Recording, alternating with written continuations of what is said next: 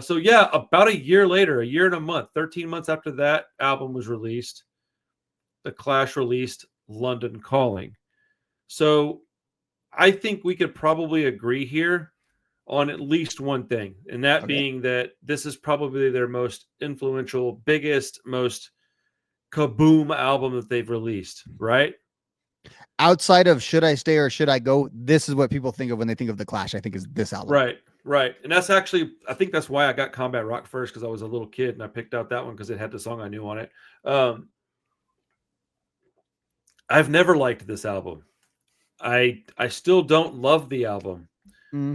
But it's just like 2000, Rancid 2000. I've listened to it so much at this point that I'm like, okay, they're starting to become songs that I really enjoy. There was always a few songs that as a matter of fact, this has always been an album I liked more than Rancid 2000. Like, let me just be very blunt about that. Like, that album I had personal issues with. This one I didn't. I just went, not for me.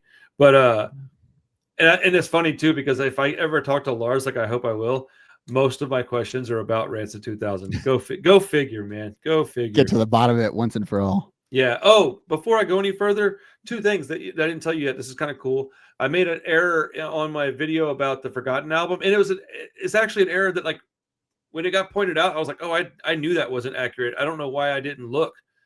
So it was a date, but I'm actually glad that I did it, because when I did it, the guy that put the album out, the owner of TKO Records, saw it and emailed me. So I think I'm going to have him on the show soon to give me like the whole history of TKO Records and a bunch of the albums that are really important to people like me and you.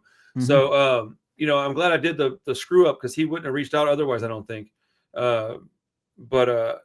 And also, if you're interested in supporting the channel, our Patreon it's rocking and rolling now, dude. We've got exclusive live streams, exclusive content, exclusive Discord, monthly giveaways, input on the channel, like what's it called? Like bonus footage stuff, where it's like just hanging out in the behind the scenes on one of these talks or whatever. So all kinds of cool stuff and reasons to go hang out and check that platform out if you're interested. If not, no worries. Thank you for being here regardless. So let's get back to London Calling. This album isn't an album that I hate. I think I used to really be stubborn about it, and I was like, dude, this album is not. So when I knew of The Clash, before I heard Give 'Em Enough Rope, I had heard their first album a little bit, and I didn't even remember what it sounded like. I just associated them with this album and Combat Rock. So I'd always be like, I don't even know why you're calling this band a punk band, because in my head, punk was the other lane. It was a specific sound. I have been told a number of times in the comments on my channel, dude, you got a narrow definition of punk. Well, how am I going to argue with that? I do. It is what it is. But I think it's gotten a little more broad over the last 2.5 years. But definitely in 2022, I was like, nope, this is my idea of punk. If you don't agree, I don't care. You don't have to, but this is what I think it is. And I've gotten soft in my old age. And, I think the viewers can make a super cut of me saying that to you on the show. Like, there's like 7 different times. So yeah, the commenters, I'm resonating with you right now. If you guys are putting that in the well, chat. It's just, I think that most of it is because I'm stubborn, and I hate it when people just don't want to listen to what I got to say about something, and they just want to tell me how wrong I am. And I tend to dig my heels in and go, no, that's ridiculous. I'm allowed to say this if I want to. And I think that's really what it boils down to, which is incredibly immature and not the right way of going about it. But, at least I can recognize that in myself, right? This is actually how I'm able to talk with my wife in certain ways, right? Is I have to be able to recognize, like, hey, you're being stupid right now, right? Because every relationship, whether it be with music or with a person, is a lot of work if you want it to be successful. And so with punk rock, I have to recognize, okay, you're being kind of like a baby. You stop it. And, just like at home sometimes, hey, you're being real grumpy. Like, just, it ain't their fault. Like, you're just tired. Go take a nap. Okay, shut up. Go listen to the record again. Like, go listen to it and read the lyrics with it. That would change a lot of the stuff that I used to. Because even though I had the definition of punk that I did, I still had the opinion that lyrics meant more than anything else. So had I just stopped, taken a deep breath, opened up, Genius, and then been like, all right, let me read some of this, I'd have been like, I'm an idiot, dude. I just never did that, because I just hate getting made fun of all the time, because it happens so frequently, because I'm a giant mark. But yeah, dude. So how much time have you spent with London Calling? I mean, over the years, I've gone to it a few times. I was more familiar with some of the songs on this than I was with Give 'Em Enough Rope. At the same time, I find Give 'Em Enough Rope to be just a much better album because it's a lot less boring in parts. Like there are parts of this album that on the other album you can't believe it's over as quickly as it is. Right. There are parts on this where I'm like, are we still haven't got to Train in Vain yet? I mean,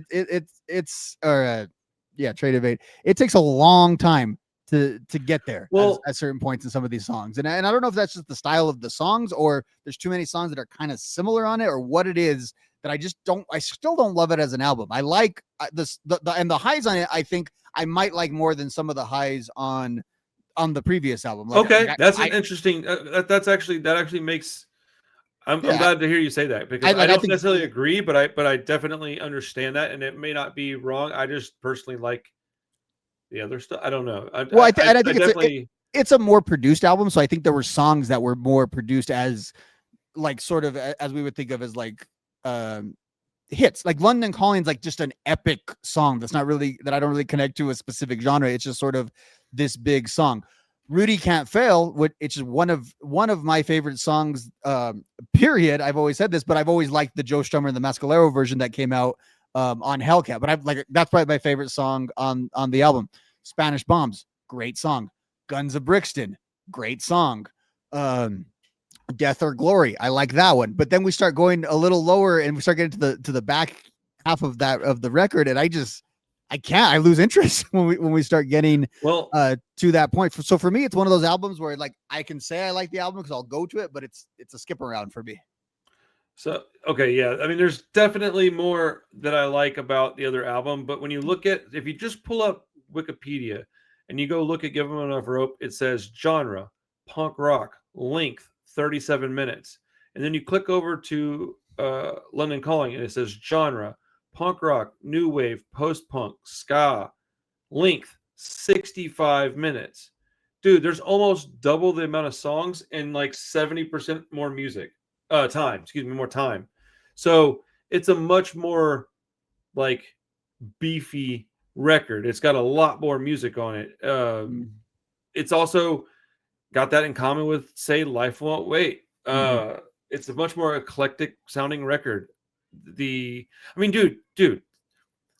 Brand New Cadillac is like a rockabilly, psychobilly song, right? Rudy Can't Fail is like a freaking ska song. Spanish Bombs, dude. Lost in a Supermarket, Guns of Brixton, like, dude, so many different sounds on this album, and a lot of the songs are like averaging at like 3 minutes, whereas on the other album they're averaging at like 2.5. So like, it's just an overall much more like big, heavy record, and I think that this is like, while it may not be the record that I like the most, I do recognize that this is probably their greatest accomplishment writing music.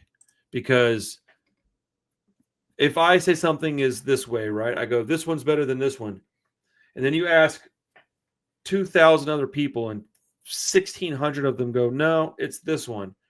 Okay, then that means that subjectively I picked this one, but objectively they're probably 1,600 versus 1 doesn't makes sense outside the fact that, like, yeah, because that's what the general consensus says, that this is the better album. So I'm just saying, like, I constantly don't want to give this album the credit that it deserves because I don't like it that much. But it deserves all the credit in the world. I think that objectively it's a pretty great record. Subjectively, I'll have like the same comments that you had on the other record on this one. Like, I even dude, I wrote down first couple of songs are decent enough. Sorry, my nose, I got like something on my face. It won't go away. I put first couple of songs are decent enough, just not the songs that I personally gravitate towards within their discography. And Jimmy Jazz, I really think it's just an awful song. So like, I don't think I have written anything close to that about any song on the other album. So like, you know. Well, and for me, it's funny because we talked a lot about Rancid on the last album, and there's plenty of Rancid on this album. But the band that the modern band that's, you know, that I would think of that's a similar to Rancid or like a pure of Rancid that I hear on this album is not Rancid, it's Green Day. I hear tons of Green Day on this album. Interesting. And so later Green Day for sure. Specifically, what I would say is post Insomniac, pre American Idiot, those albums they made in there where they brought in a lot of saxophones, a lot of that rock kind of guitar, where they brought in accordion, where they brought in all that other stuff into their music. A lot of that, I feel like, I don't know if they were necessarily directly like mimicking the Clash in the way that they were putting it, or if it's the same conclusion of when you mix, you know, a bass punk with all this other stuff, this is kind of what it sounds like. But when I think of some of those Green Day songs that use, again, like the saxophone and those kind of accordions and those other instruments that were brought into this album, I think a lot of that just sounds like kind of it affects something similar to me that Green Day does. And it's sort of that, like, this is kind of like, I wouldn't say exactly an arena rock record, but it's a record that's meant to be enjoyed, I think, in like a mass kind of setting, a lot more so than like that other kind of, you know, this you put on in a dance club, this you put on in a big, you know, a big place where people are really going to be dancing and doing their thing. And I think Green Day's music has a similar thing where it's like this punk rock that can kind of be scaled up to this. The other thing about this album is it's pretty innovative too on all the things. Like it gets talked of as a post-punk and new wave album. Those genres are associated with like 1984, 1985, and this is coming out in 79. Like this is the post-punk album. This is the new wave album. You know, respect to everything that like Billy Idol and those other guys who were around punk scenes at the time too, who transitioned into new wave. Oh, but yeah. This seems like the original text of a lot of that stuff. Right. Well, dude, so I'm looking on Wikipedia, right? And I'm going to read a couple of paragraphs. It won't take me very long. It says, this is the third studio album by the English rock band The Clash, and they're called a rock band here, which I think is interesting. It was originally released as a double album in the United Kingdom on December 14th of 79. Let's see, and then it came out in the States in January. The Clash recorded the album with producer Guy Stevens at Wessex Sound Studios in London over a 5 or 6 week period starting in August of 79. Following a change in management and a period of writer's block for songwriters Joe Strummer and Mick Jones. They used this album to bridge a traditional punk rock sound and a new wave aesthetic. London Calling reflects the band's growing interests in styles beyond their punk roots, including reggae, rockabilly, ska. I like that they made the point of differentiating between reggae and ska. New Orleans R&B, pop, lounge, jazz, hard rock, etc., etc. Lyrical themes include social displacement, unemployment, racial conflict, drug use, and responsibilities of adulthood. I think this is basically their magnum opus, is their coming of age story. This is the one that they did a couple of, you know, independent films, and then they got interest in by a big studio, and they got their money, and they made their big, elaborate Christopher Nolan epic. You know what I'm saying? I want to say something about one other thing pertaining to punk rock in these records. In 1977, 78, 79, 80, 81 even, right? For like 4 or 5 years, punk was just rock music done by pissed off people, but they were still trying to become rock stars. It wasn't until like a really hardcore punk that bands decided we're going to be a DIY underground. Doesn't matter if we're rich. We want to play the music and travel the world and show it to as many people as we can. That wasn't the Clash. That wasn't the Ramones. That wasn't the Damned. It certainly wasn't the Sex Pistols. They all wanted to be rock stars. So for that reason, they all did want to produce their records really well. They did want to get on a big label. They were speaking on social subjects. They wanted to make change in the world, but they didn't even have the idea of we can do this on a smaller level and make a sort of living and have a part-time job. Because back then that didn't exist. It just wasn't a thing. You either made music and you were a rich person who was famous, or you made music, failed, and went back to your job at the grocery store. So like, I just think that a lot of times that gets completely left out of the conversation, but it's important because Rancid, they were beneficiaries of these guys doing this and making labels like Epitaph be able to exist. So, you know, Rancid could write an album like Life Won't Wait. It didn't really matter much. They weren't risking a lot outside of their fans being pissed until their next record came out. So this album, while being their greatest album, quote unquote, it was kind of risky. Like they went in and they wrote a whole bunch of crazy songs, did a bunch of sounds. Like there's a bunch of songs on here I really enjoy. There's just also a bunch that I don't care for. So I don't know. Long-winded. Sorry. I would love to know, just in all reality too, how much this album can really be directly credited for exactly what you were saying, how a Life Won't Wait could come out, like punk bands putting in all kinds of other genres into their music. It's something now, like that's how we define all the different punk subgenres, is by these things.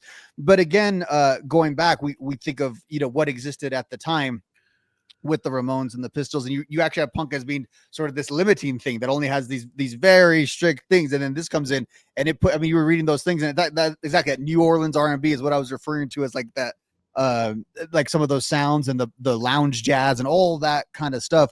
We accept that now in punk rock, and I told you before, a lot of music post like the 1980s is just, what can you do to punk rock and make it into this different sound? That's like most rock music was past this stuff. And I don't know it, but I would surmise that like this album was a big part of like, hey, we have a punk band, but like, let's bring in a saxophone. Hey, we have a punk band, but we got this guy who can do this instrument or that instrument, or let's bring in that kind of experimentation and because punk doesn't really get as much credit with experimentation, because it's a genre that's so focused on rigidity and ironically like tradition and sort of upholding these things. And so I just really wonder how much, because like the Clash, we think about it in today's terms, they had that sort of credibility of being this kind of alternative music that already existed. But now when you get into these albums that are actually, I think, just objectively good albums that anyone, regardless of their musical taste, that's the thing, would like. That's what these albums are. These are those albums. These are the albums that people go, yeah, I like kind of all music. And they go, what kind of punk albums do you recommend? And you go, well,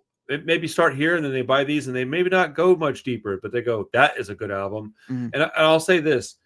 I think that the two albums we keep talking about together, which would be this London Calling and Life Won't Wait by Rancid, I think you have the two most important records maybe ever within punk, as far as here's an example of two very punk rock bands that are doing things that maybe not everybody would think is punk. So it gives it the gold stamp of approval. You can go and do something like Rat Boy on Hellcat and be like, no, that's a punk band. Well, it doesn't sound like a punk band.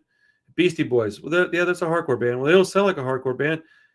They don't necessarily have to. And whether I agree with that all the time or not, because I'm a stubborn, old, narrow-minded, grumpy guy, doesn't really matter. The fact is that without those two albums, you had this one out in the late 70s, and then it starts to kind of go, oh, and then the 90s happen, right? And it funnels punk into the sound again, and then Life Won't Wait comes out, it goes, boom.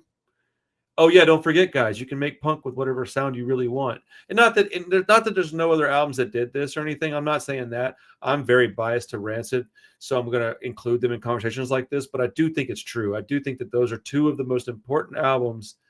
This one is probably maybe the most important album, but like Life Won't Wait holds a lot of weight, in that regard as well, because you have just the most insane mix of sounds in 1998, when all you were really hearing was Bad Religion, NoFX, Pennywise, and Green Day. Like those were in Blink-182. Like all the bands sounded like that little group of sounds.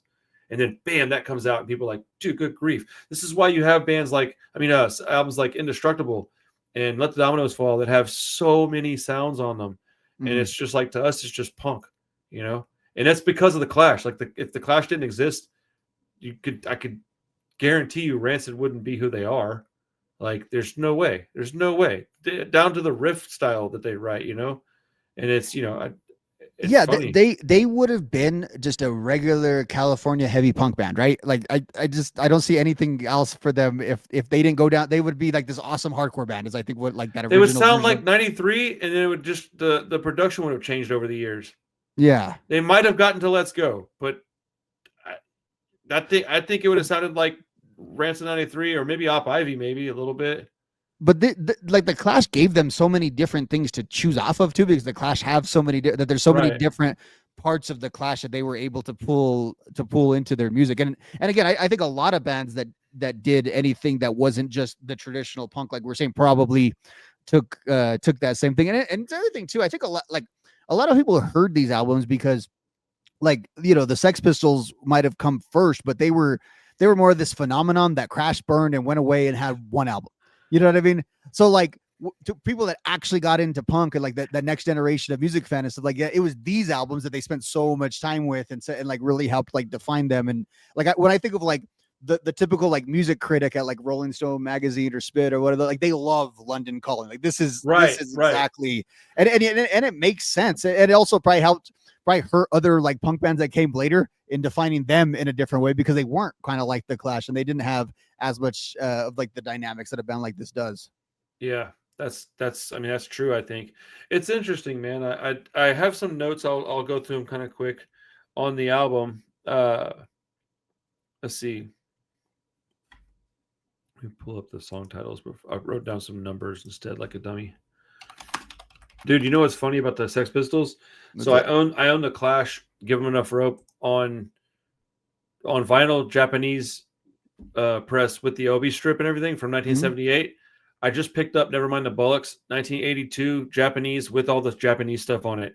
Oh wow! I don't know if I'll end up keeping that one. I might put it at the store, but it's like I saw it and I had a similar feeling that I had with the Clash album, and I was like, dude, this is awesome. Dude, Brand New Cadillac is a decent song, but I don't get the hype, dude. London Calling is a pretty good song.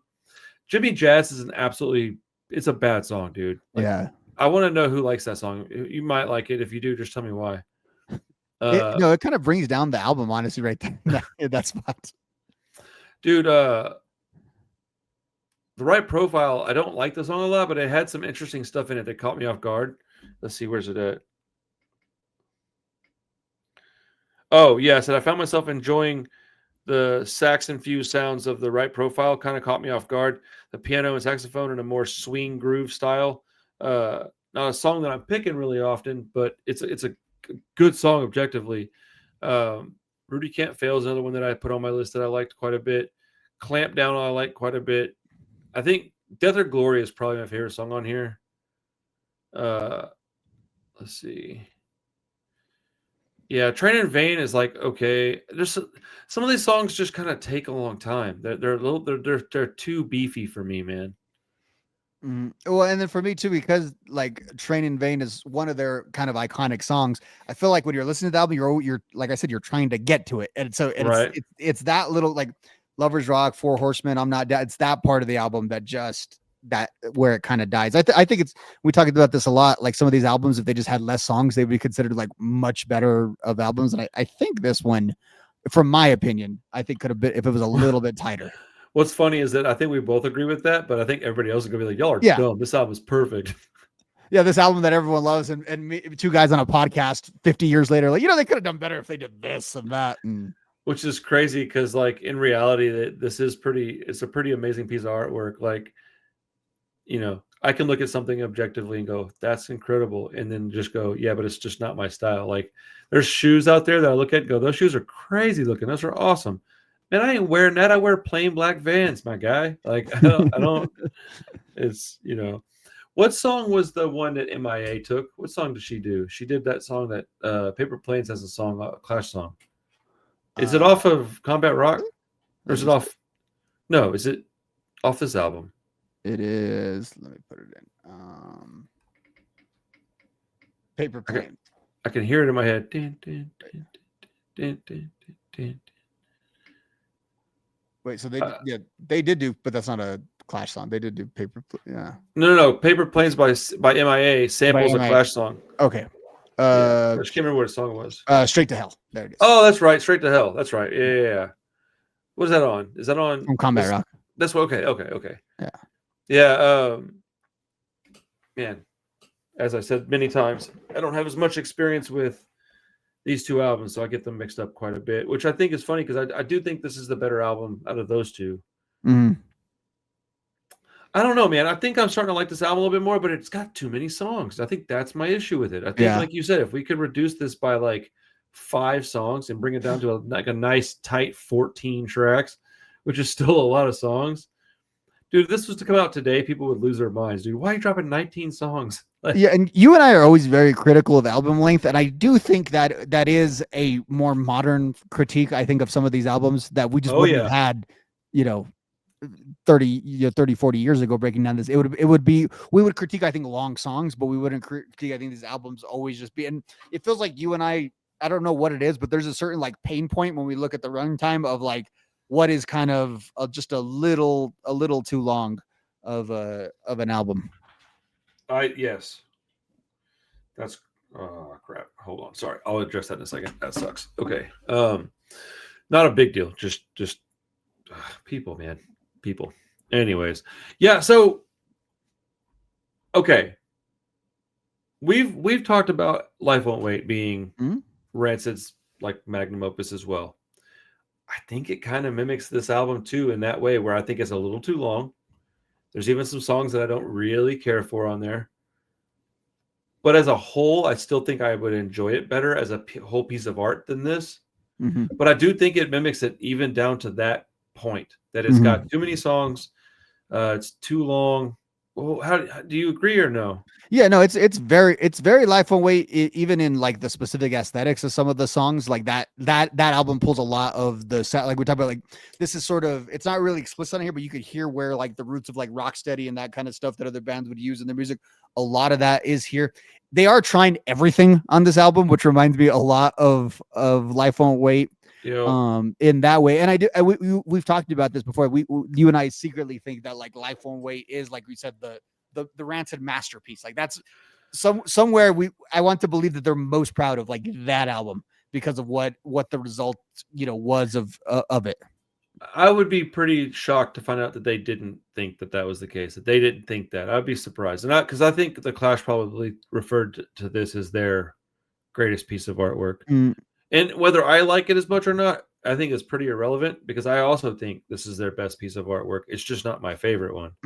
And I'm okay with that. Like I can say like, oh, this is the best Italian restaurant, but this is my favorite Italian restaurant because I like crappy pizzas, as an example. Like I like Tombstone cheese pizza almost as much as I like an actual slice of New York cheese pizza. That's ridiculous. Like that's so stupid. Okay, I can tell you that this one's a better pizza, but I like this one just as much. And I think I'm getting more comfortable saying things like that. Like I think this might be the better album, or this song's the better song, but I prefer this. And then, because if you can I started giving records an objective score and a subjective score probably like a year and a half ago. And I got a lot of compliments on that. People were like, yo, I really like that you did that. Like you didn't like it much, but you said like objectively you could see how it would get this grade. And I'm like, yeah, I'd like to think I'm mature enough to do that, and that I can give credit where credit is due.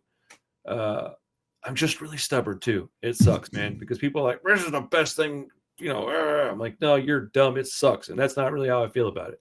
So yeah, man, it was actually, I enjoyed listening to these albums. Obviously I enjoyed Give 'Em Enough Rope. I really enjoy that record anyways, but I liked listening to this album much more than I was expecting to. I think there was way more songs on it than I initially remembered liking. The eclectic sound changes I like for the most part, but they do go a little too crazy with it, where I'm like, oh, bro, just reel it in a little bit. But I wasn't there, man. They probably got a lot of music that was given to them and that they sampled and listened to, sampled as in like just listen to it and such. But like, I can't imagine trying to write something in the 1970s that was going to be your third record and you wanted it to be a little different. Like that's got to be hard. Plus these guys they're fans of all kinds of music. So, I know a lot of punk bands that go, yeah, I listen to all kinds of stuff, but I play street punk. That's a good choice too. But some bands do this and they go, no, I listen to everything. I am a punk rock person, but I like to play music.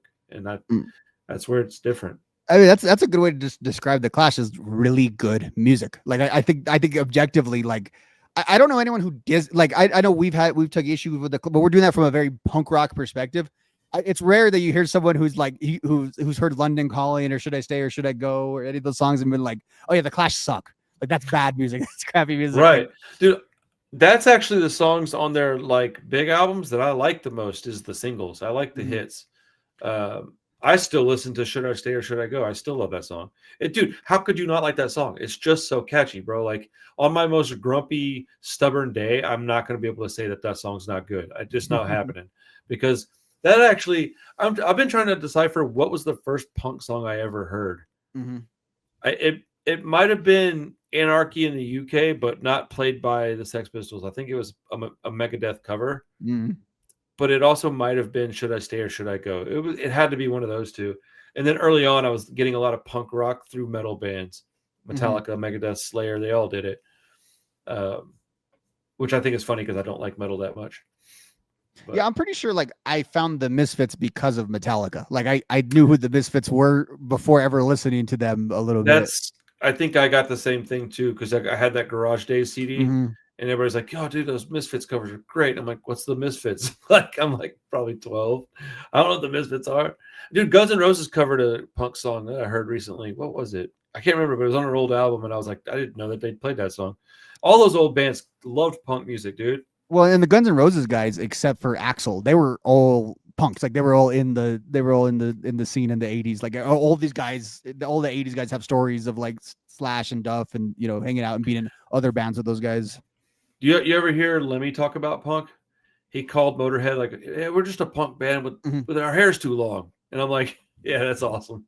Yes, it was. He always talked about the Ramones were like his heroes, and he always like he Motorhead. He always wanted to be as good as the Ramones, and they even have their song, Dude. Ramones. It's like, Lemmy, you're just your own thing, man. Like I don't know, I don't even know how to define. I was thinking about Motorhead because I was thinking about the Clash. I was thinking about this in terms of this, and I was thinking the Clash are kind of like for the like Metallica head. It's like the new wave of British heavy metal for a lot of Metallica heads. Like, yeah, we know Diamond Head was important. We know Angel Witch was important, and probably like the bands we like sound like that because of them. But I'm not necessarily always gonna I'll listen to the stuff that they influenced, and I kind of think the Clash sometimes fits along that. But then I was thinking like, I was like, but actually the analogy for Metallica is Rancid. The analogy is Motorhead because Metallica is just a refined motor. Like Metallica is like a little bit younger 4-person non-lemmied American Motorhead, and the way that I think you could argue that Rancid is an American Clash. I think that's a way to think about them. People would always say things, I would piss them off because I had a good point, but I would go, they'd be like, "Yeah, well, there wouldn't even be the Rancid without the Clash." And back when I wasn't a fan of the Clash, I'd be like, "Yeah, dude, just because you were first or something doesn't mean you were the best." And they were like, "Well, what does that even mean?" I'm like, when something comes out, it's usually like the archaic version, but like an iPhone 1 isn't better than an iPhone whatever 15 GQ Diamond Plus Extra Ultra Shiny, right? Those are just a better phone than the first one, but they wouldn't exist without that first iPhone, right? Of course they wouldn't. And at this point in my life, I feel like it's weird to even say this out loud because I just have historically not felt this way, but I do look at the Clash now with the same reverence I look at Rancid, and I think it's funny because it just clicked. It was a moment in time I can actually point to and go, "Yeah, that's when my mind changed." And I wish I had been younger when this happened, so that I could have spent more time like reading about them and maybe watching interviews, or I don't know, man, because I was alive when I was listening to this stuff when Joe Strummer was still around. I wish I could have been into them so I could have cared more, because I got the Mescaleros album. I was supposed to get that album. I'm a huge Rancid fan. It was coming out on Tim's label. It was kind of packaged to us though, in that, you know what I mean? Like, right? Because I had it too. I was more familiar with that before I ever owned a Clash album or knew of the. No, I had Clash albums first, but that's why I was like not trying to get the Joe Strummer one. I was like, I don't know if I even want this, but I got it anyways. I just wish that I'd had this like awakening back then. So maybe I could have caught them in concert or whatever, but I could have, I don't know. I just really, sometimes I wish I could spend more time. Like, I really like the Damned now, which I think is so funny because I never liked them. It just, one day it worked. And a lot of it is like seeing bands live. When I saw the Damned live, they were so cool. And I was like, man, these guys are awesome. And it's 110 degrees. And that guy's still wearing that jacket with that red button down shirt. Like, he's not fucking around, man. Yeah, dude. There's a few bands out there that I can't get into that I'm wondering if it'll ever change. Do you have any bands like that where you still just don't like them? You're like, I just don't like them. But people are like, what are you talking about? I got one major one, dude, that people go, what? I generally think of the Clash as kind of that band. Like that's what I thought you were going to say. That's when I always have to just be quiet whenever we get into our high level historical talks, and I don't know as much about the Clash. It's just it's my blind spot. So it is probably the Clash, but there's others, I'm sure. Dude, mine's the Cramps, dude. I just can't get into that band. Like, I like some of their, Fair. I mean, I like some of their songs, but I don't like any of them enough to buy an album. But I carry their stuff in my store because it doesn't stay on the shelf very long because the band's incredibly popular. And like Poison Ivy was super rad, or is she still alive? I don't know.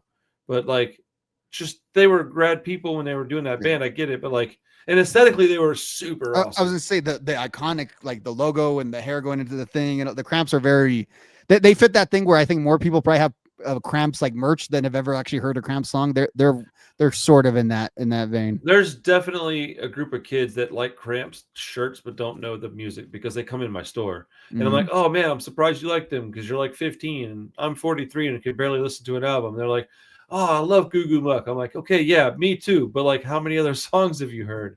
And they don't know it, maybe 2 or 3, which is fine. I'm not going to judge them on that. But I'm like, you should go listen to their album on Spotify before you try to buy one here because it's hard to find and kind of expensive. Like, just go make sure you want to spend that money is my only point. I don't care if you want to buy it, buy it. But like, they're an interesting band, you know. But the Cramps is the one that I still can't really.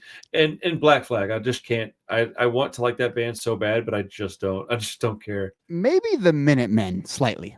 Ooh. In that, like, I like the Minutemen, but it's a very experimental kind of sound, and it's got like, to me, I like when I hear a Minutemen song more like on TV or something like that than actually like listen to their album. Me too. That's how it is with the Cramps. It's exactly the same way.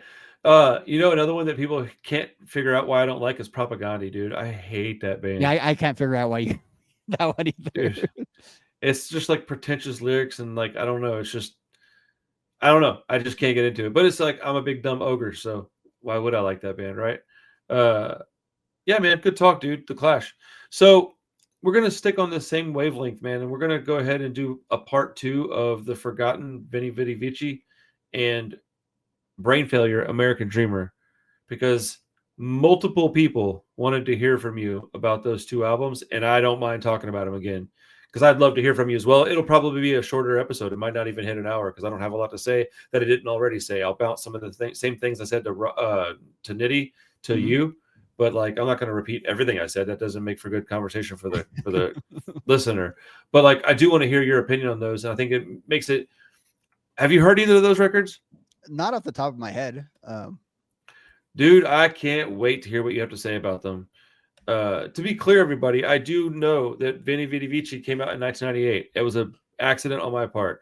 I asked Nitty, I was like, hey, when did that album come out? And I was thinking about it, and I was like fixing to look it up, and he goes, 2001. And I went, oh man, 2001. And I just like went with it without thinking. And then when they brought it up, I was like, oh yeah, that is not a 2000s album. That is definitely not. And like the cool thing is that when that guy emailed me, he gave me like some history about the guys that I didn't know and some history on Lars that I didn't actually know. And I don't know, it's this channel has been so cool, man, to operate. Veni Vidi Vici you may have to listen to on YouTube. American Dreamer you can find on Spotify. All right. I'm pulling up the Wikipedia page now for. Dude, American Dreamer is Chinese and they sing in English, like for the most part.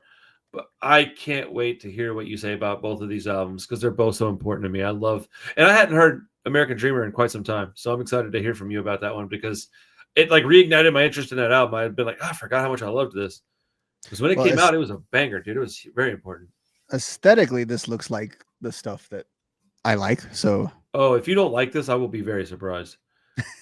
I would be very surprised. This should be a very fun episode for us. There's not a lot of critique here. I think it's mostly just gushing over these songs. I mean, I'm familiar with this cover from Brain Failure. I've seen this cover before, but oh, dude, that band was huge, man. They played Warped Tour, I think. Even you probably saw them and didn't even know it because they opened for a bunch of bands that I saw back in the 2000s. But awesome, dude. I'm gonna go take a shower and get ready for dinner, man. That was a good talk. I had a fun time. Thank you, Rob. I appreciate your time, brother. How's everything going at school? Work's going okay? Everything's going good. I was doing some late night projects last night, so I'm also on like zero sleep. So I'm excited to go shower and get to bed, honestly. Hell yeah, dude. Well, everybody out there, man, we love you guys. I appreciate you. Like the video, subscribe to the channel if you haven't done so. We're like inching towards 13K, which is it's a big number, man. I'm very proud of this channel. So yeah, let us know if you need anything. Throw your opinions, comments, and such in the comments. And who knows, man? Maybe you'll have another recommendation, like because the Brain Failure and the Forgotten, that actual pair of albums was a request from a viewer. So you never know, man. You might have something that you really want us to talk about. That I go, oh, damn, that's actually great. So speak up. Yeah, right? Speak up, man. All right, Rob. See you later, everybody. See you later. We'll catch you next time.